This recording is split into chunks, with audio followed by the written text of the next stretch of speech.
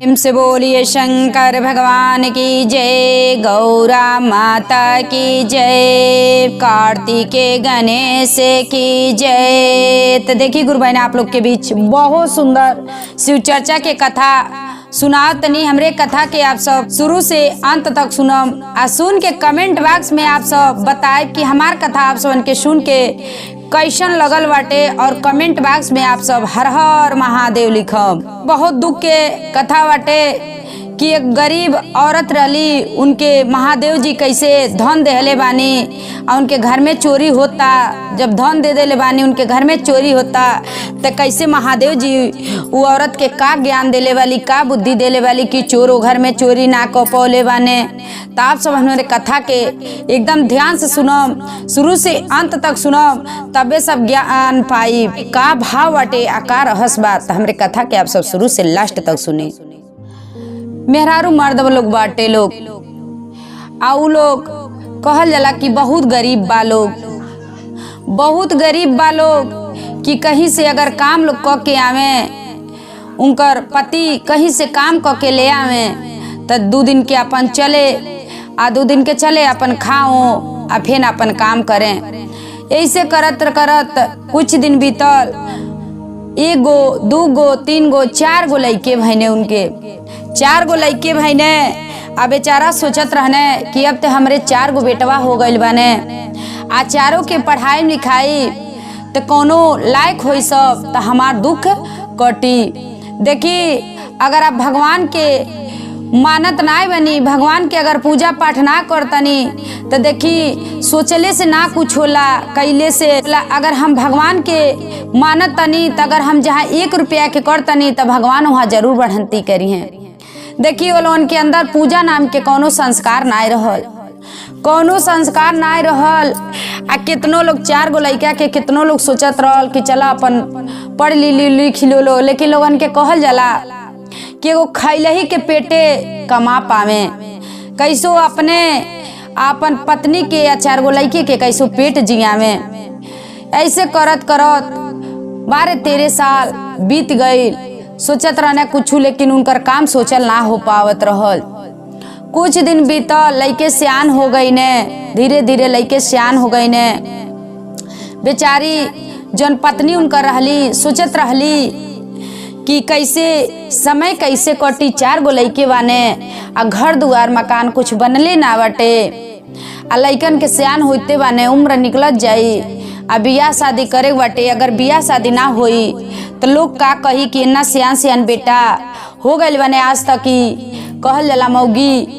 अच्छा इनकर बाप आज तक बियाह शादी लोग ना कैले। मेहरारू जहाँ उनकर पत्नी बैठल रहे बेचारी, तहाँ सोचते रहे कि कैसे अपने 4 बेटवन के कैसे गुजर करी, कैसे। लेकिन देखी ऐसे, लेकिन भगवान उनकर कुछ सहारा बनने के हैं कि मेहरारू के अंदर, उनके पत्नी के अंदर पूजा पाठ के रहल उनके मन में, लेकिन अपने पति के कारण उ जा ना पावत। काहे से उनकर पति दे कुछ मानत ना रहने भगवान के, लेकिन उन्हें के डरन बेचारी का करें। कहल जाला जब पति देव ना निक रही तो जरूर पत्नी जौन सोचत रही ना कर पाई हैं। लेकिन महादेव जी देखी का कैले बानी, उनके इतना ही ज्ञान दे देले रहनी, इतना ही ज्ञान दे देले रहनी वो औरत के कि वो 4 बेटवन के नाम रखले रहनी। कैसे बड़का के नाम रखले रहनी, बड़का बेटा के नाम रहल घुसल, आ दूसरा के नाम रहल निकलल, आ तीसरा के नाम रहल चढ़ल, आ चौथा के नाम रहल भागल। देखी 4 बेटवन के 4 नाम रखले रहनी। ऐसे तो बैठल रहनी, ऐसे दुआरे पे गुरबई पत्नी उनकर बैठल रही। एगो गुरबहिना अली, कहतली कि काहे तू ऐसे आप ऐसे बैठल है कि का भइल बाटे। कहली कि ऐसन बात बाटे कि जौन कमात ने, हमार पति दे जौन कमात ने, एगो पेटे खैले बाटे, 4 गो बेटा अब सियान हो गइल बाने, उहो नहीं कोनो लायक लोग निकलल, लोग चारों यहाँ के वहाँ अपन घूमे ला लोग। हम अब उहे सोचतनी कि 4 बेटन के कैसे हम का करब, घर दुआर कैसे बनवाई। बेचारी उनसे ये कुल दुख अपने घर के गवली। उ कहली कि हमार बात अगर आप मानी तो हम आपके एगो बात बतावत तनी। कहली कि ठीक बा बताएं वह कि का कहतलू। कहली कि ऐसन बात बा, हम चर्चा अगर कहीं होई तो हम सुने जाई, तापो हमरे संगे चलब। कहली कि कैसे जाई, उ जाए दिहे तब न। कहली ठीक बा, कहली पूछ लेब अपने पति देव से तो देखी का कहतनी। देखी का कहतनी। शाम के अपन काम धाम मेहरारू तो पूछ के गुरबहिना उ तो चल गईली। आ शाम के जब घूम के उनकर पति देव काम से अने कहीं से अने तब कहली कि आपसे हम एगो बात पूछतनी, आप हमरे बात की अगर सुनी तो बताई, हम बतावतनी। कहने कि ठीक बा बताओ का कहतलू। तेक आई लली बगलिया वाली आई लली कुछ दूरिये बाटे, आ हम बैठल नहीं तो कहतली कि आ चर्चा में चलबू। हम कहनी कि ठीक बाटे, आ पूछ के अपने पति देव से हम पूछ के बताए। कहने ठीक बाटे, का करे बाटे। देखी अब महादेव जी के काहे से पत्नी उनकर मानत रहली महादेव जी के देखी लीला। कहने उ ठीक बाटे चल जइया, का करे बा। बिहान भैले औरत उली गुरबहिना उली। कहली का पूछलू तो का कहने उ तो कहली कि कहनी तो है कि ठीक बा जइहे तो चल जइह साथे, का करे बाटे। अपन का कैली बिहान भैले में खाना बनौली खियौली मांस धो के आ चर्चा होत रहल तो चर्चा में उनके साथे चल गईली। यही बोलावे तो साथे चर्चा में चल गईली। जब साथे चर्चा में चल गईली, अब वहाँ बैठ के चर्चा कथा सुनली।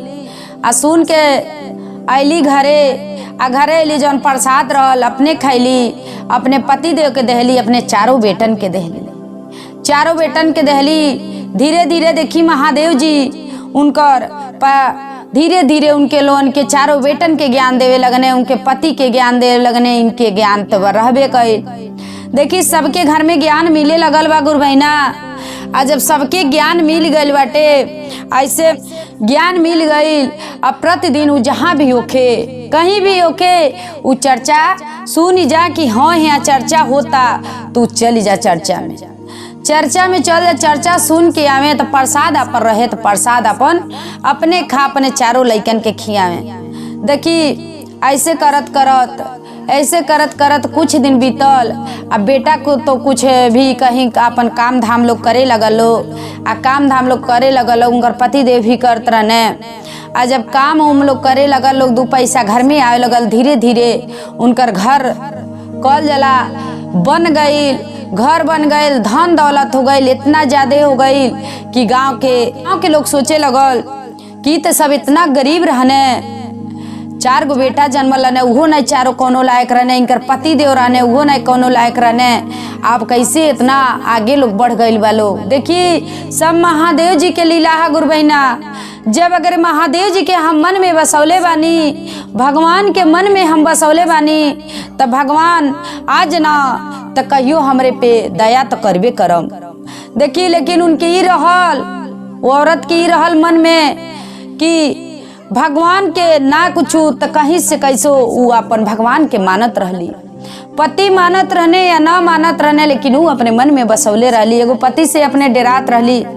लेकिन देखिए उनकर जीवन महादेव जी कैसे सुधार देले बानी। जब सब कुछ हो गइल बाटे, घर दुआर सब हो गइल बाटे, आ जब सब कुछ हो गइल बा, आपका बड़का बेटा के अपन कहली कि अब सब हो गइल बाटे। बड़का बेटा के कहली कि शादी अब तय करे लायक हो गइल बानी। गुरबहिना लोगों से पूछली, आ बड़का बेटा के बियाह ठनले वाली। आ जब बियाह ठनले वाली तो घर में कहल जला केहू भी पतोहे के जेवर जो भी सब सामान खरीदा गइल रहल, आ सब सामान खरीदा गइल रहल गुरबहिना। अब बेचारा चारों कहल जला उनकर पति देव आई आ चारों बेटा सब केहू घरे बियाह लगनी के समय सब केहू आ गइल रहल। बहन पहुनी होनी एक कोना आइल रहली। देखी तो जब एक दिन जब बियाह नजदीक आ गल, सब सामान खरीदा गल, तो चोर आईने उनके घर में चोरी करे। जब घर में उनके चोर आईने चोरी करे तो बूढ़ा कहल जला ई औरत सुतल रहली, आ चारों बेटा भी अपन सुतल रहने। तो चारों के कहल जला कि जब लगनी टाइम रहल तो सवेरे थोड़ा सा केहू रात में कभी काम करे के केहू भी जगह देला। पूरा के वो औरत के चिंता से नींद ना उतरल कि कैसे कैसे का होई। महादेव जी के अपन नाम लेत रहे। चोर उनके घर में घुसने तो ई ना जलने वाली। देखी वो औरत इना जलने वाली गुरु बहिना कि हमरे घर में चोर घुसता ने। लेकिन देखी महादेव जी के लीला, जब घर में घुसता ने तो ही समय महादेव जी उनसे देखी के तरका कहले बाने। जब चोर घर में घुसने तो अपने बड़के बेटा के बुला तली, को तली ये बेटा घुसल हो, कई बेर कह तली ये बेटा घुसल हो, ये बेटा घुसल हो। अब चोरवा का सोचता ने कि लगता ई तो देखी गइल बाटे, बुढ़िया ई तो देखी गइल बा, लगता हमन के जात तनी घरवा में चोरी करता नी के घुसता नी के ती लगता देख लो डरन। जब वो कई बेर बुलावत अली अपने बिस्तरा से, ए बेटा घुसल हो, ए बेटा घुसल हो, तो चोरवा डरन निकल गई ना कुल घर में से निकलता ने।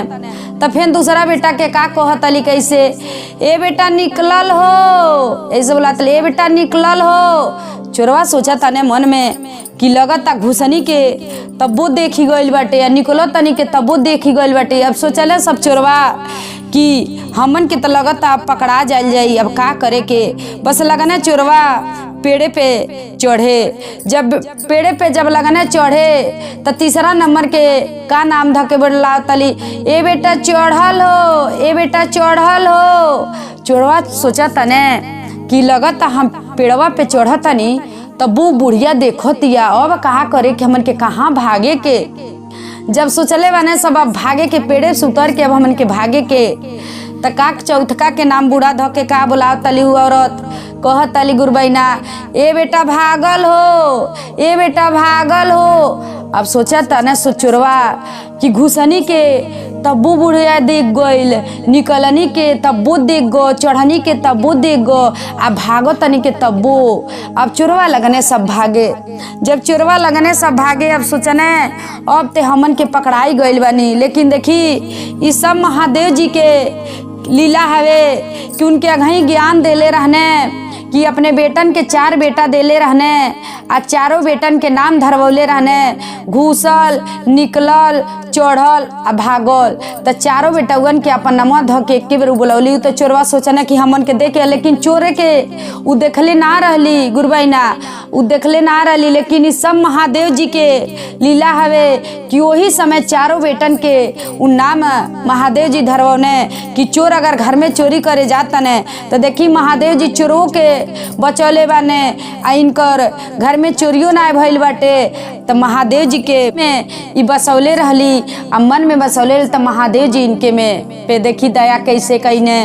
अरे उनके घरे अब बहुत बढ़िया से अपन शादी बियाह लड़का के कैली, पतोई अली, अपन बढ़िया से अपन रहे लगल लोग खुशी घर में। धीरे धीरे महादेव जी खुशी खुशी दे देने। गांव वाले लोग सोचे लगल कि चला बहुत गरीब रहली, इनके इतना हल्दी दर, चारों बेटा उनकर संभल गए लोग, उनकर पति देवी।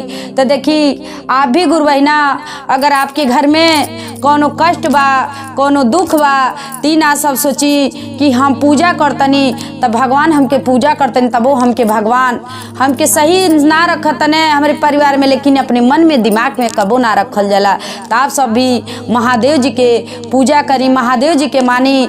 आज अगर आपके दुख बा तो कभी भी आपके दुख मन दिल निकली, कभी भी आपके सुख आई। तो देखिए आप सब गुरु बहिना हमारे कथा के शुरू से लास्ट तक सुनो आ सुन के कमेंट बॉक्स में हर हर महादेव।